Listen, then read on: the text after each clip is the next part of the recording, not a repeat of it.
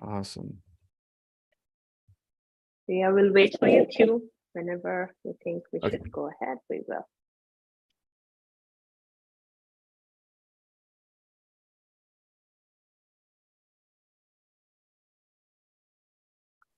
Yep, we're good to go. Hey-o. We are good to go. Shall we? Yes. Super. So I'm super happy to be back again. We've been on a little bit of a break, but just in time for the crazy holiday season. And we're just a few weeks away from everything from Thanksgiving to BFCM to New Year. So just a few weeks, I can't believe it. It's already oh my God, the year is coming to a close. And today we're gonna really go chop and dive in. You all audience, you know what the live stream's about, but today I'm so excited to host Derric because anybody, if you have a brand or a marketplace, and if you ever wanna know about which technology stack to use, I'm sure you've spoken to Eric, spoken to his team, chanced upon e-commerce tech, and it's a platform that connects e-commerce stores with the right tech partners and apps. And I'm sure you've come across it and you've actually used it to figure out what stack works for you and where should you head next, right? And Derric's the founder and CEO, and today we are gonna directly get into what are the technology trends and predictions for these next few months that's coming up, right? So over to you, Derric. We'll just start with a quick introduction for some crazy person out there who still doesn't know who you are. So tell us a bit about yourself. What do you do for e-commerce teams? Yeah, absolutely. I'm not world famous yet, so I'm sure not everybody knows who I am, but on my way to world domination certainly is the goal. Sure. But so yeah, I've been in e-commerce. I've been in e-commerce technology. I've ran an agency serving many e-commerce merchants. So I've seen kind of like all sides of the ecosystem, and that's kind of what led us to create e-commerce tech, which is the commerce enablement marketplace connecting e-commerce teams to e-commerce technology providers. And we've created these sort of layered technology solutions for both sides of the marketplace. We're launching our SaaS management platform for e-commerce merchants in a few months here. This is really exciting for me because it'll be the first time pretty much ever that merchants can track and analyze what they're actually spending their money on when it comes to technology products, and then hold those tools accountable. You could do a Xero or a QuickBooks report to see how much you're spending, but that doesn't tell the story with the data. And then when you have that data, you can make great recommendations of what tools to use next. So we're really deciphering the ecosystem and trying to make it as easy as possible for merchants to make sure that they're using the right tools. They're all integrating properly. They're all being used to the fullest. And then thinking about what's going to happen when they hit that 1 million revenue barrier, that 10 million revenue barrier, and what that unlocks from a technology standpoint. What new tools can they buy? Or on the flip side of it, tools like Mason didn't exist, a year and a half ago, really, right? So like so many new tools entering the market, how do you stay on top of it? And so having a instant filter that uses a lot of different criteria points based on your own data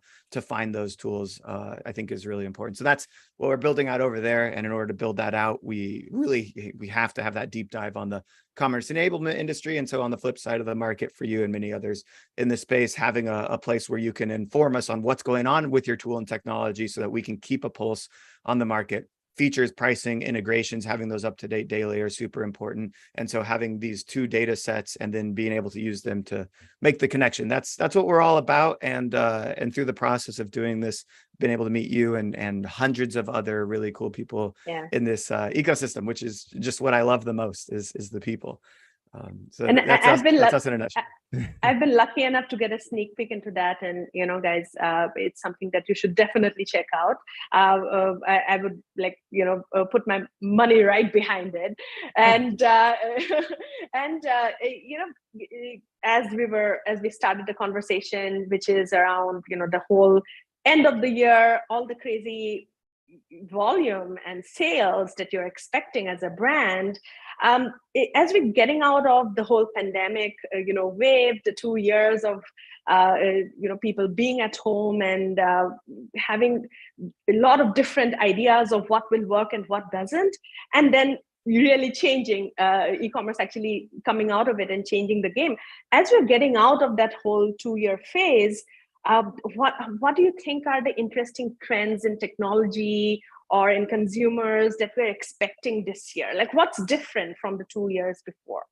Yeah, and I'll leave supply chain and marketing and other things for other people. I'll just talk on the technology side. I think the first and most exciting thing, and this luck has transcended COVID, you could say, is the applications of artificial intelligence are really coming to the forefront of what's going to be going on for merchants and the consumers. Obviously, consumers don't really see exactly the magic behind it, but they're getting a better experience through AI. And so what do I mean? Well, let's think about customer service. Most customer service tickets will be answered by AI this year, right? So we'll have AI as our first responders instead of humans, which is important. And whether it's just rules and macros, or like, it's not like a true artificial intelligence, right? It's like machine learning and trying to pick and choose from templates and all that stuff. So when I say AI, I do mean the broader like BS kind of spectrum that could just be an algorithm, but still streamlining that process so that you don't get overwhelmed with tickets. Returns are going to become a problem in December, right? And so forth and so on. And so making sure that the volumes are not going to a point where you're really pissing off customers and having problems there. And then on the front of that, there's AI actually preventing the returns from the get-go. So now we have really cool augmented reality tools that that might size your body based on a couple of pictures, or even just a couple of pieces of information about you. And when you use those tools to buy products online, you're going to have less returns, and you're going to have a better fit, right? So there's kind of front loading work there. Another application of AI here is predicted landed dates. So it's really hard to predict landed dates around Black Friday, Cyber Monday, because logistics get crazy, right? But if you have years of data on that, there is AI algorithms and tools that one of them I'm an advisor for. I'll just leave the name out, but that can predict. Actually, it looks like we're going to have like a 2 or 3 week spike in predicted landed dates. And what this does is it lets the customer know when it's going to arrive, and that actually is comforting, even if it's longer than you want it to be, right? As a company, you want everything to arrive in like 2 to 5 days, if perfect. But you can show them, hey, it's going to be a week and a half, it's going to be 2 weeks, it could be 3 weeks because of where you're located, regional issues, there's storms, right? All those things. And so an AI algorithm that can predict the landed dates helps with the customer experience, reduces customer service inquiries, reduces returns and complaints on the brand, increases 5-star ratings, all sorts of cool things like that. So multiple layers of applications of AI. I think another interesting application of AI that we're going to see used a bit more is I'm seeing it on Reddit right now, but in a non-business application way, is AI created images and videos, right? We have DALL-E 2 and a few other really cool open AI projects that are making it possible to create these. But even without like wholly creating a video, there's tools like a tool called Pencil that is for larger advertisers that will just take all of your brand assets and then kind of put it together into a video for you. And so all of a sudden you can create hundreds of micro variations on your ad assets and test them in market, get the real-time feedback. And so advertising is really going to go because advertising prices always go up this time of year, right? So advertising is really, the winners are going to be the people that have the AI testing capability for thousands of variations to find just the right one where their return on ad spend can actually compete with others. Whereas the person, let's just imagine a company on the other end of the spectrum, they could only create one video asset. It costs them $5,000 to create it. It's super static, right? Like they can't test it. They can't change the beginning and the ending. They just put this one video asset up there or something like that, and they're hoping that it performs. But it's like, obviously that it could perform great, it could perform poorly, but without any form of testing, that it's not performing as good as it can be. And so that's where like applications of AI are really going to empower the smart brands to take it to the next level this year, whereas a lot of these applications were in their infancy last year or 2 years ago, right? They were very new, or they were very enterprise only. And everything I'm talking about now can be done for a brand doing 5 million a year can do this, a brand doing 10 million a year can do this. Yes, if you are a smaller merchant, let's say under 1 million, you can't do all of these things just yet, and you shouldn't. You should just focus on general customer experience issues, things like that. But as you grow and scale, implementing the AI solution. So AI, the broad term of it. Should I keep going? I'll give a couple more. You should. Yeah. The other application, and again, from a technology standpoint, this is actually more from, I'd say, like using your data. It seems like when we in the beginning of e-commerce, and Mason actually helps with this quite a lot. In the beginning of e-commerce, we didn't have the right tools for putting on discounts and promos and all that stuff. And so we would just like be like, it's a Black Sale Friday, 30% off, 50% off, 80% off, right? And then nobody stopped to look at the data on how this was affecting revenue, profitability, or like customer gain. And those are, by the way, the three goals. You have to choose one goal for a Black Friday, Cyber Monday. Do you want more customers? Do you want more profit? Or do you want more revenue? And then you have to set your strategy along those lines. And each brand is a little bit different. Some brands are building, sorry, there's a little fly right here. Some brands are building their customer base the entire year so that they can profit on Black Friday, Cyber Monday.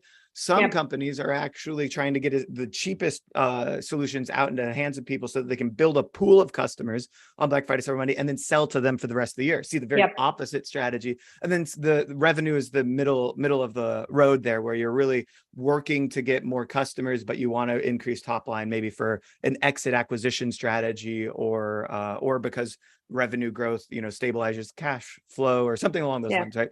To get more inventory or to increase your loan numbers. Yeah, so all sorts of things. And so my premise here is that in the past, we just kind of threw discounts out there, didn't look at our data or understand how which of these goals we should do. Now merchants are getting a lot smarter, and we have data analytics tools that can say, hey, like, you actually didn't need that extra 10% you threw on that discount. You could have actually done 20% instead of 30% and made the same amount of sales. So understanding your pricing strategy there. And then also, I think bundling becomes a really big aspect of it too, because if we can put these two products together instead of discounting either of them, right, where it's just seen as, a discounted bundle or kind of a value added proposition, I think those types of things elevate a brand as opposed to make it, a bargain hunting kind of situation, right? So that's that. I think I'm hoping more brands will adopt bundling strategies over discounting strategies. You're probably going to do both, depending on what type of business it is. But most importantly, you're looking at your data from past years and then analyzing exactly what you should be doing for that. And this also needs to align with your inventory management strategy, supply chain strategy, and even all the way through to a shipping strategy. Because if you're bundling, you sell the small expensive product and then you sell a big product that costs a fortune to ship for a discount, that might not be the right way to group things, right?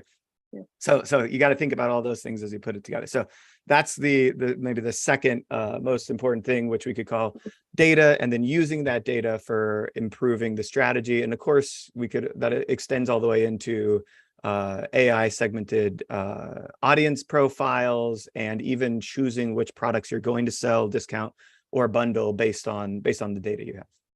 Yeah, and that's so important as a brand, right? Because like as CAC shooting through the roof, and you're focusing on CLV, generally the whole ecosystem is, right? And in an environment like this, if you're still relying on age-old tactics of let me just give a 70% off and just pray, fingers crossed that things work out, that you're totally not utilizing the wealth of information, either your own zero party and first party, or even off the web, that you can actually utilize to sell better, to sell to the right customers. More importantly, that's the kind of customers you want, right?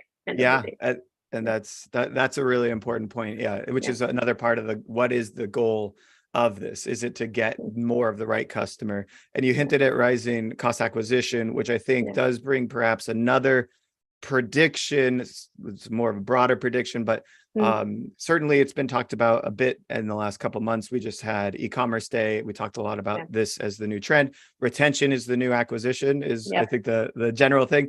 But thinking about again, if you are trying to build your customer base at Black Friday, Cyber Monday, then retention is ultimately the goal of those customers. And it really does start from the moment they become that first customer. How are you engaging, delighting them, getting the product delivered to them, getting that review from them, giving them loyalty points, showing them what they can buy next, understanding who they are and the cadence in which they want to communicate, the channels in which they want to communicate, and things like that from a loyalty standpoint. And of course, the tool landscape is really enabling this now with these really powerful all-in-one marketing automation platforms that can go, email, SMS, WhatsApp, Messenger, Instagram direct messages, customer service emails. All these things could be answered in one place and communicated in one place through a mix of, again, AI, which is actually more like rules and macros, as well as your marketing or customer service team on top of it to send out promos and make the right real-time communication based on your data. And what based on your data means, as an example,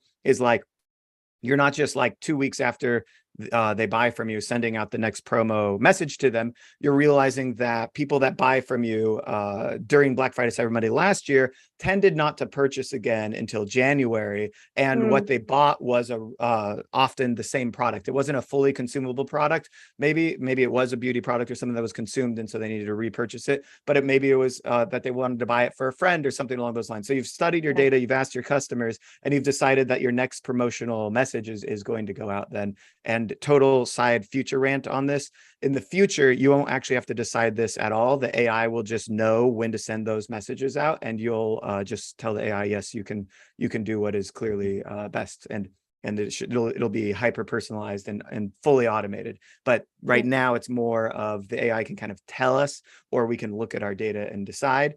But we're getting very, very close to the AI doing it. Next year, I'll be talking about how the AI does everything for us. This year, I'm talking about how it's giving us some superpowers, but not all. Yes. At least it's helping us make the right decisions right now, which is like a big step. Yeah, absolutely. And that leads me to the next question, and a lot of folks, and we kind of touched you kind of touched on it when you said that, hey, it depends on during the whole holiday season, what's your goal, right? Are you talking about acquiring new customers and kind of like selling to them and building a relationship over the rest of the year, or is it the other way around, where you've already built a relationship and this is your time to kind of like monetize that relationship in some way? And there's this like some brands or folks around in the e-commerce space talk about how BFCM is kind of like dying, BFCM's dead and it's not what it used to be. And I think like these are conversations that of course pop up often, but it's a bit more pertinent now in the post-COVID world. So like, do you think brands need to look, like if you had to advise a brand, right? So would you ask them to look at BFCM as like a day, a month, a season, or is it something like, that's just an opportunity for a long-term relationship? Like, what would be your advice? Each brand is going to be fundamentally different here. So it's a tough one to answer specifically, but like kind of broadly what we see, first of all, like, I think some companies just know that they're a Black Friday, Cyber Monday kind of company, and others actually, don't know that they really don't have any affiliation with that. Like, I'm trying to think of like automotive parts, right? They don't sell better on Black Friday. When when you need it, you search it, you buy it, right? We have a vacuum cleaner parts company, like, right? Yeah. So there's certain types companies like that, whereas wigs actually sell really well during Black Friday, Cyber Monday, because the common wig buyer is saving up for a really big deal or promotion, and they are very price sensitive. Obviously, fashion, beauty, some CPG is there, but actually, I spoke with the director of e-commerce at Stone Brewing, and he was like, "We don't do anything for Black Friday, Cyber Monday, right? As an alcohol brand, they don't do any sales or anything like that. They don't change their packaging. They don't do anything along those lines. So some brands it's just completely out for. But the broader landscape, what we know for sure is that there are more sales opportunities than there ever have been before. Companies are creating their own sales day, including the giant, the gorilla in the room. But also I know a guy who launched a website. His name is Ben Kaplan, I believe. He created a company called PR Hacker. And he spun off this media property where they essentially allowed companies to create their own day. It's donut day, right? It's coffee day. So everybody started creating their own day, and now every day has like 5 or 6 different things associated with it, all designed for commercialization, right, and promotion and things like that. So literally, there are more days, like promo days, than ever before, and you can choose when and how to promo. You have the other holidays in things in your industry. Obviously, flowers sell really well on Mother's Day, Valentine's Day, right, and other seasonality. So maybe those types of things don't need to sell as well here. So yes, it could be ignored for some industries, not ignored for others. But the important thing is thinking of your sales schedule and calendar throughout the year, as well as Yeah. a brand strategy and what, doing a promo or sale does to the brand. Because I have seen, in fact, the wig company I was just thinking about in my head, they suffer from that kind of discount selling. They really don't get a ton of sales unless they're offering a big site-wide sale. And that's because the audience they've aggregated has been trained for sales and promotions, right? They've been trained to wait. And that is, I think that was like called either the Macy's or JC Penney, what hackers or something like that, where they always did sales on the weekend and then everyone stopped coming in during the weekdays, and they realized that like it was essentially just cannibalizing revenue and leading to a tarnished brand. And so long story short, like I think everybody has to assess this on their own, but you do have other opportunities if you want to forego Black Friday, Cyber Monday, or not make it as big of a discounting strategy as others. And certainly I do think that, advertising in late November is going to be nightmarish, and Yeah. you're likely going to go into the red on your cost of acquisition and all that stuff. So maybe there's a better way to nurture existing database and customers or increase word of mouth sales during a time where everybody else is spending. And I bet influencer promo is going to go up too, because that's like a private market, right? Advertising is like broad algorithmic cost per impression. But if influencers are really busy getting promos from Nike and you can't compete with that, right? Like then you need to be going someplace else, and your customers are going to be the ones, or at least your database and customers are going to be the ones that can drive revenue forward without incremental cost coming in. And so those are some of the things I think about. One thing I will say though about Black Friday, Cyber Monday, that I'm a big fan of, behavioral psychology and mass delusion and other things like that. That like I kind of study these things on the sidelines, an amateur. I've got my binoculars, like looking at how all sorts of people, companies, social media are reacting and interacting with things that go on in the world, and it's always, a little bit counterintuitive in some ways. And one of the things that you see is that we Americans especially have been trained this holiday, for the holiday season, to buy gifts for their friends and family on Black Friday, Cyber Monday, to buy things for themselves because they're also still very selfish because they want a good deal there. So they're saving, they're saving, and they're ready to go. There are millions of Americans who are have their wallets out and are more likely to buy during this time. So before you take the advice of like canning Black Friday, Cyber Monday, think about where the buyers are and how hungry they might be for things like electronics, maybe CPG, maybe some really nice cookies or high-end beverages, right? Or things like that. Like they can be in the market for things that they wouldn't usually buy because they might just be experimental, or they might be on the high from shopping someplace else really recently, or they might just have a budget and need to be getting things. They're looking at their friends list. I do this. I do the checklist. Do I have the present for them? Present for them. And we got to go get it and give it to everybody. And so people are buying, and there is value in taking advantage of that. And the only other thing I'll say on it, which I already hinted at, is just don't go overspending on ad platforms or with influencers during the time when noise is high and price is high. And everybody already kind of knows this one, which is you need to start preparing and planning your strategy well before this call. Well before. Yeah. It's and every year you see Black Friday, Cyber Monday. We're doing an event at the end of the month as well. Like you see the events coming earlier and earlier in the year because you're like, oh, it's June. We actually do need to prepare in June for Black Friday, Cyber Monday. And that's the way it goes, of course. Interesting you mentioned behavioral psychology, because that kind of ties back to what you mentioned about bundling too. Because if you understand why someone's gonna buy your products or your brand, right, then you can actually bundle and discount in absolutely the right way. Like gift baskets are a big deal, right? Like if you are a beauty, or fashion or FMCG, that's sort of a brand, and this is the ideal time to actually go back and look at your bundling strategy, at your discounting strategy, and understand that a bunch of folks are actually looking at you to fill the gift gap, and that's something that you can write on. So it's really lovely. It ties back to what you were talking about, what could be the potential trends too. So that's very exciting. I love it. I'll add one more tool prediction to the list, which is quiz tools. I think will be used a lot better for Black Friday, Cyber Monday, because the software for them has gotten better.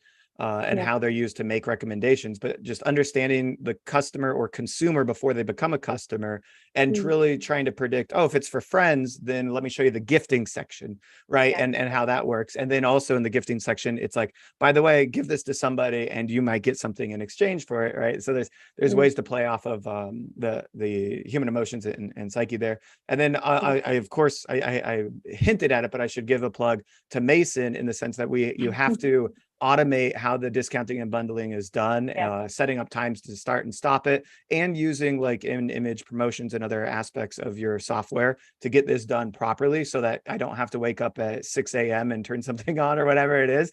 I think you play nicely into the Black Friday Cyber Monday tool mix. It can be a crazy time if you really have to manage every single aspect of it, like on the clock. It's just crazy. Definitely automation helps. And that leads us to the tech stack, right? We are talking about the apps and a technology that can actually help you in this season and beyond.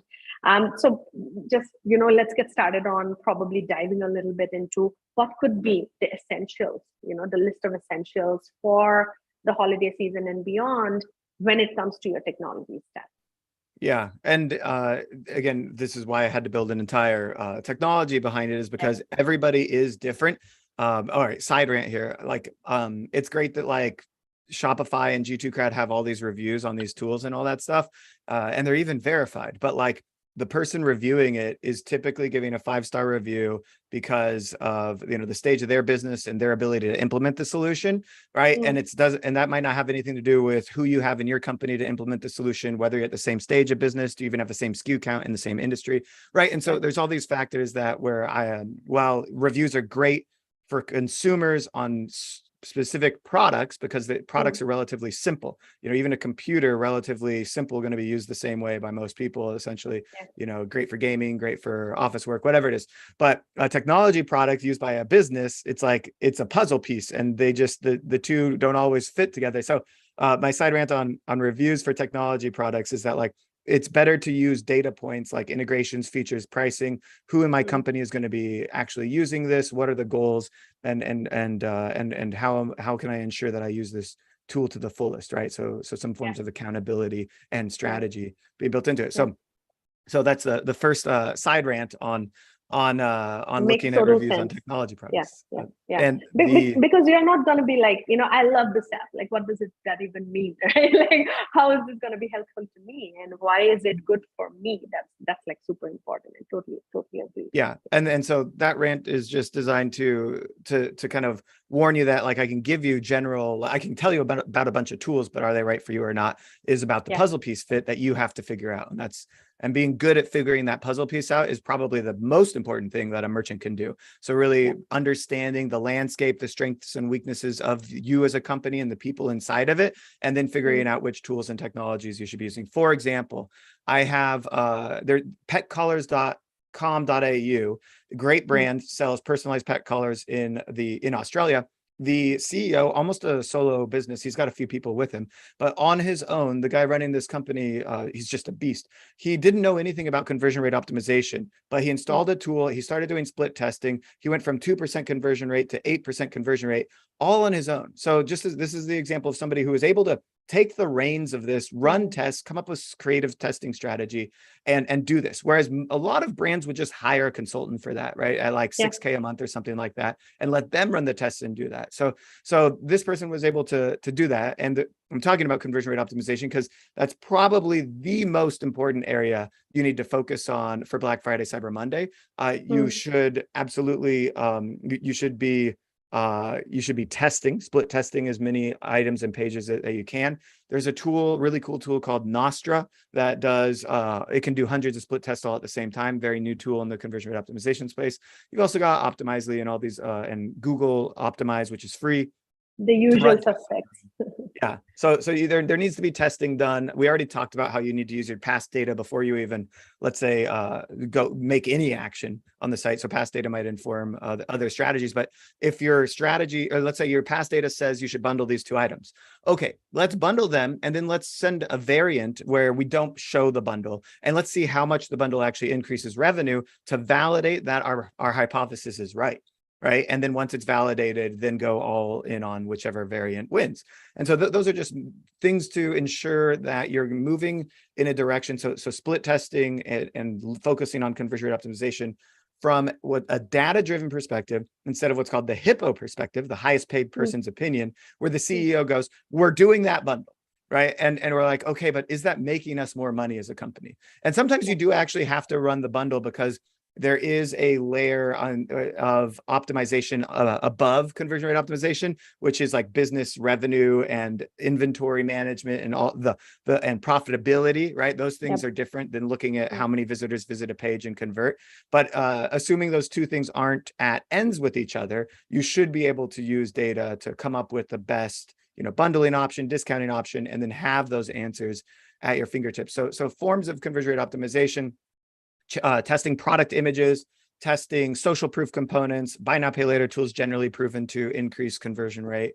We already said bundling, personalization widgets and where and how they're placed, review widgets, where and how they're placed on the site. The tagline on your homepage, super big one. I also love the idea of testing discounts inside product images, anything that we can do to, as well as banner bars and other things.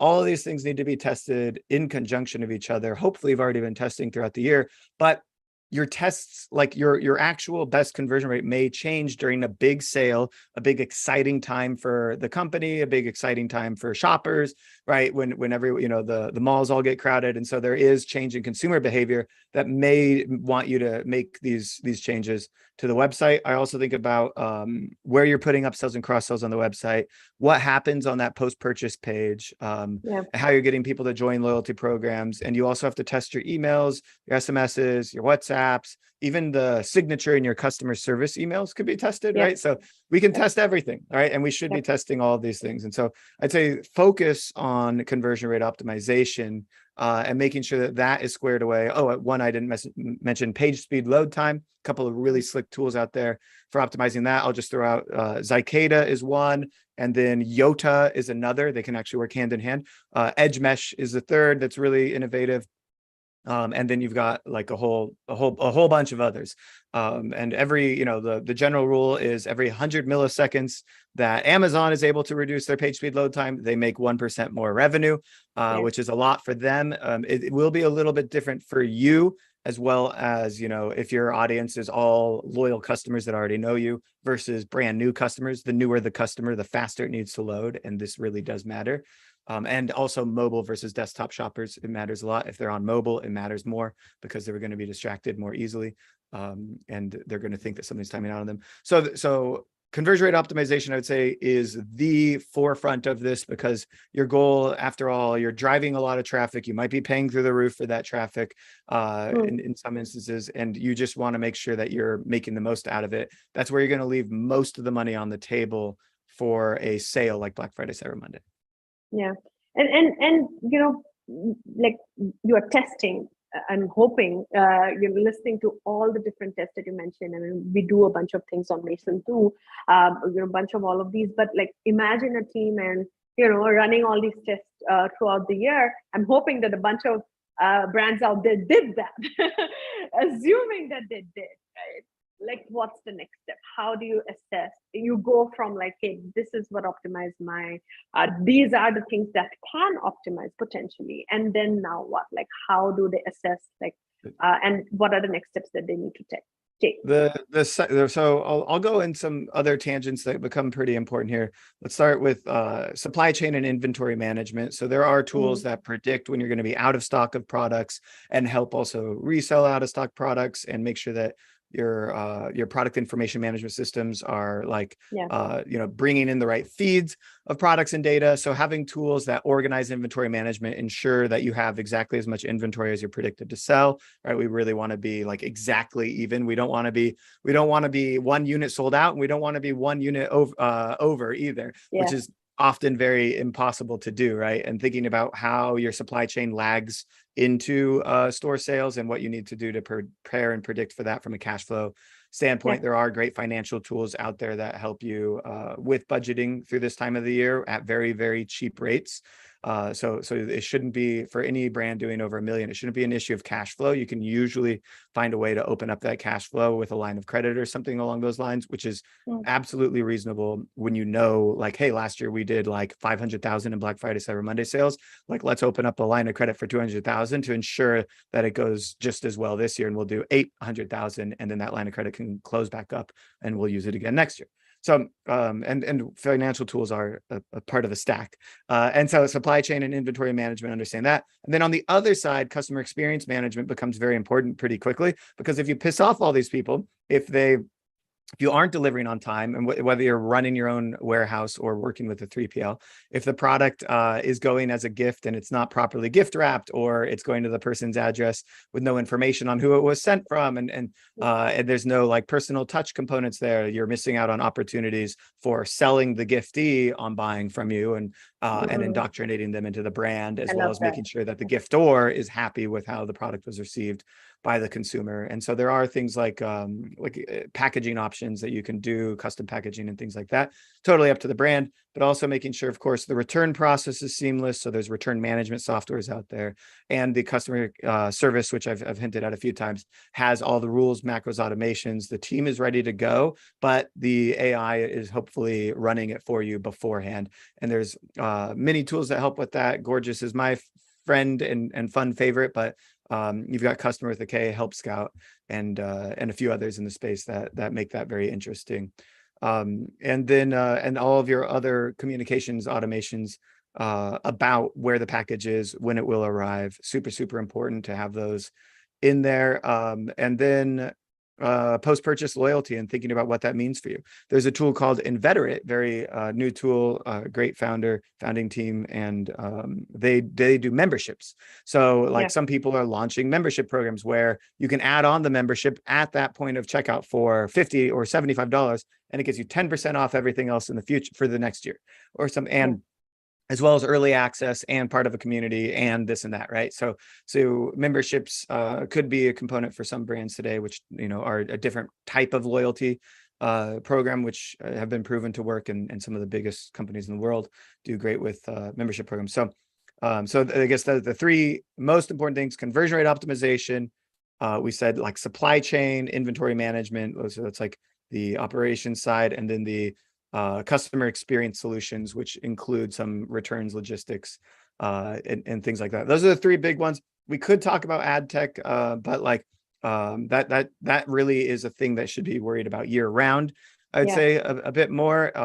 And I mean, I'm almost spreading the entire gamut of all technology products here. Financial solutions. Like, what else do we got? But it's interesting. You spoke about kind of in a way, your supply chain, your fulfillment, and the shipping, the experience, your post-purchase experience and fulfillment, and you spoke about the storefront too. And all three have can really leverage and do leverage a lot of automation, right? Like, for example, Gorgeous is brilliant with making your returns or support or all of that process so much simpler with the touch that they can give to your customer whenever they are on your site or reaching out to you. At Mason, we do a lot of your storefront. How do you automate a bunch of your sales and stuff like that? And so I'm seeing this constant, at the core of tons of you mentioned it, right? Like, there's just so many things that you got to do. And how do you leverage automation, and which are like your bare basics? And people tend to kind of shy away from that even now a little bit. Like, will it be the right human experience if we automate stuff, right? Like, that's something that people think about. What are your thoughts on that? I've got a couple of perhaps rants on this. The first thing is that automation should absolutely be in practically all instances. It should be improving experience across the board. whether it's a spreadsheet automation, an automated response gets to the customer faster. And as long as it's transparent that like, hey, if you are still having issues, a human can certainly jump in here, right?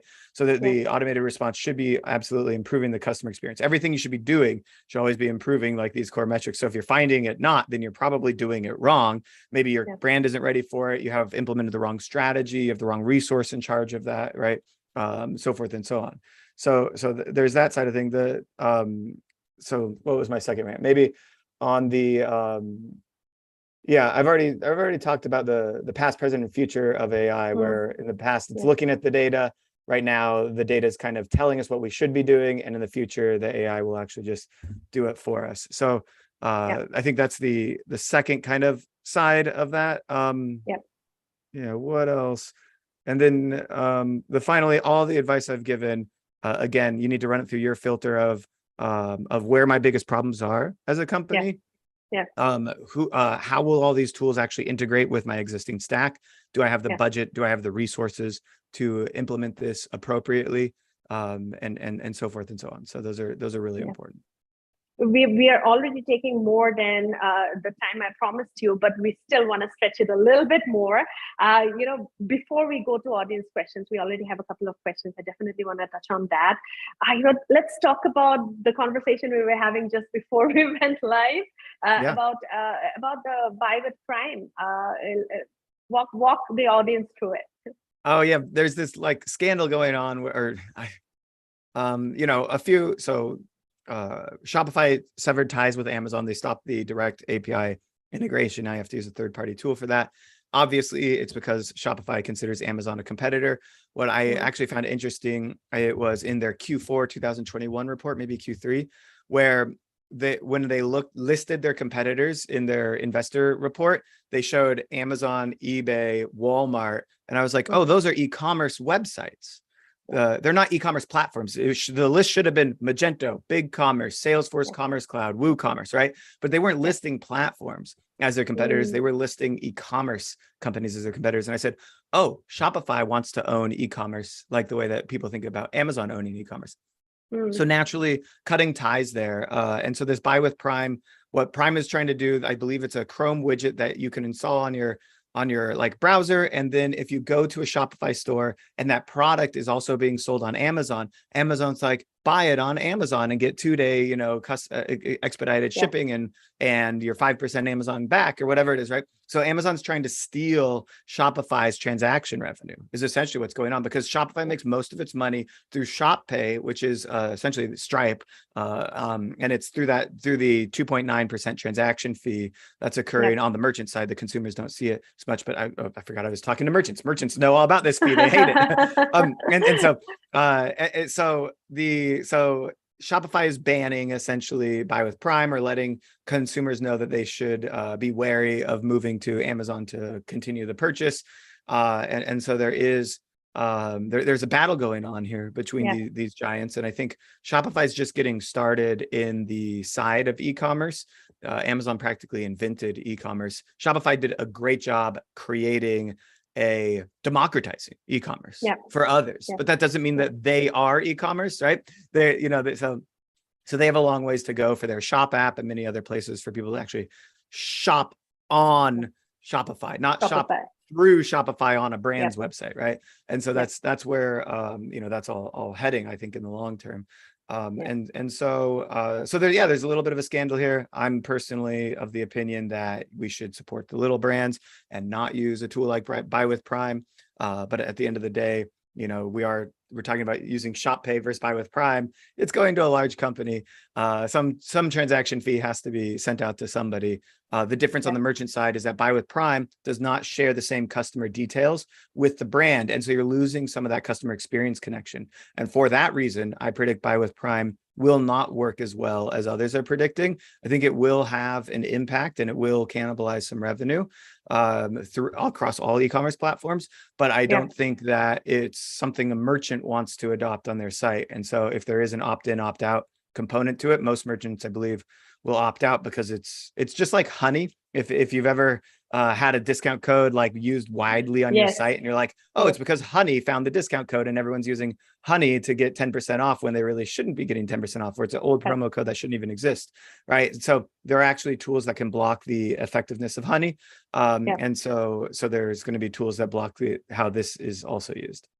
Yeah, and from a consumer standpoint, I've got niece and nephews who are Gen Zs, and you know what? Of course, there is a reason people go to an Amazon, a marketplace, right? And then there is a reason why people shop with brands. So specifically, as Gen Z kind of gets more buying power, what you also see is that they love the connect, they love the relationship they have with the brand too, right?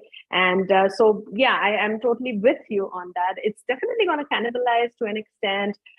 From the merchant's perspective, you might not want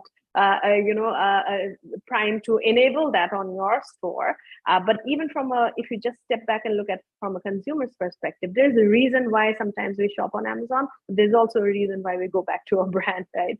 So I think it's very well not said. Yeah, I agree completely.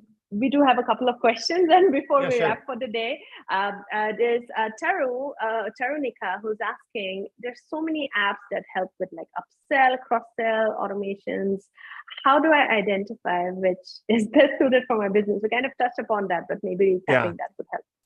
Integrations, how's it going to integrate with your existing tools? Making sure, if you're on Shopify, it's a Shopify first kind of tool, because you need really, really deep Shopify integrations. Here's a fun one for you. How good is the AI? How do you know how good the AI is, right? It's really actually tough to know, because AI is just this blanket term black box kind of thing. And, Shopify has the free, best products or featured products, like widget of 3 or 4. How do you know if this featured of 3 or 4 is any better than that, right? Yep. And there are ways you could actually roll out 2 personalization tools at the same time. And usually I think personalization and cross-sell, upsell, and bundling tools should kind of be all in one. At least cross-sell, upsell, bundling can be handled slightly differently, but it's essentially merchandising platforms, right? Because sometimes you want the highest conversion rate, sometimes you want the highest profitability, sometimes you need to say this product shouldn't be recommended with that product because it doesn't fit in the same box, right? So like all sorts of weird things like that. That have to be taken into account. So it can get really complicated. Another interesting one is whether visual discovery is important to you. So there's a really cool tool called Site, SYTE.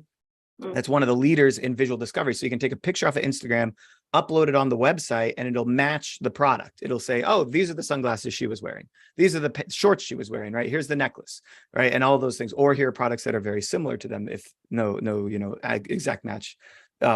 But that's maybe not as important for beauty products, because you can't do that. It's not like holding the bottle or whatever and then you read the label, right? So is that component important to you? How important is merchandising? How high is your SKU count is another factor. And again, I already mentioned integrations. You're going to want these cross sells, upsells, and personalization happening on site, in email, through SMS. You want them on all the channels. So making sure that you've got the full-fledged integrations. And then the question is, do you want it done for you or manually done? So smaller SKU counts, you may just have these product lines and these upsell offers, right? And you can just create it manually. So you could use a cheaper tool like a one-click upsell, even Rebuy, and a couple others are a little bit easier to just plug in my thing one-to-one. But when you have 10,000 SKUs that change drastically, like fashion brands might do, fast fashion especially, then you need AI and automation, and you know that you're going to have to pay for a little bit more of a mid or up market solution. So those are some of the components that go into it, for sure.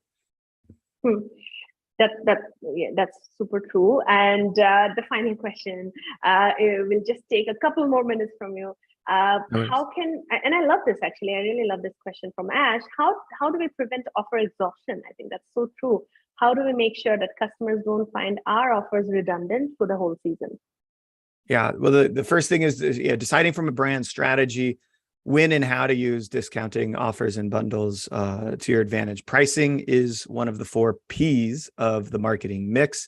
And it's probably the most important one. It actually is the most likely one to change conversion rates instantly. If your price is 0, everybody will buy. If your price is infinity, nobody will buy, right? We all know those things. So there's some form of elasticity inside those 2 numbers that where more people will buy and less people will buy.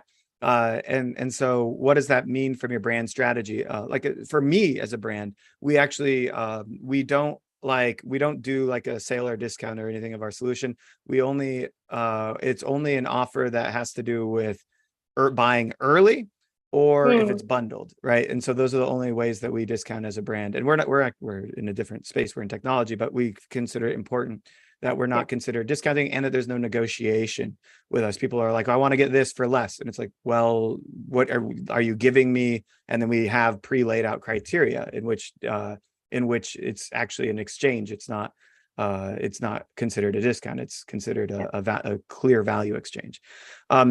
So the other thing is thinking about who your main target customer is, right? So if they are a bargain hunter, then that's the way that they're going to want to buy. And so offer exhaustion, like they're just the ones that will only buy through that. How do you move into a different market segment? Maybe you need to upgrade the quality of your product. Maybe you need to upgrade the brand aesthetic of the website. You need to build trust and bridge gaps with your customers or things like that. And those are the ways that you move outside of offering offer after offer. I have seen this again. Actually, the most I saw it was with that wig company that I've talked about a couple of times. I think their audience had that offer exhaustion and were trained to take offers, which puts you in a very scary cycle of having to do sales in order to gain revenue. And on the flip side of that, in that market, I suggested education as a way to push through the noise, because if you can educate people on how to use the product, there's all sorts of really unique things when it comes to wearing wigs that you need to know and become that thought leadership. I thought the thought leadership could break through the noise and train people a little bit against it. But at the end of the day, highly commoditizable products, which wigs are there's like 5 or 6 major players in the space. It's really it's a bloody ocean, and if they're offering discounts and you're not, your customers are going to end up over there. So it really is it's tough to give you the exact solution here, but if you stopped doing any kind of discounting tomorrow, it could totally kill your brand. On the flip side, you might by offering those discounts, you might be not profitable, right? You could be in the negative or just so break even that you're barely scraping by, and that's really it can be frustrating for that to drive you nuts. So think about how you can drive a wedge with existing trained discount buyers and move into an audience profile that is more in that prestige upmarket associated with your brand component, and sell to them. Yeah. Lots of tidbits and great information. I think it's been more than 40 minutes of a lot of information. And I know a lot of our audience keep asking us like, hey, how do I go back and watch the whole live stream? It'll be there on YouTube. It'll be, saved. We'll also have a blog version of this conversation. Oh, cool. So you can use it as a checklist. And so thank you, Derric, so much. Wealth of information. And I'm pretty sure, we have a few more questions, but we can't go through that. We're already beyond time. So thank you so much. And if someone wants to reach out to you, how do they find you? Where do they find you? I'm Derric at ecommercetech.io, DERRIC at ecommercetech, one word.io. And you can Google search me and find me on LinkedIn. I chat there all the time as well. Yep, he's there. You'll definitely find him. Thank you so much. And that's it for today. Perfect. Awesome. Thanks for having me. Thank you.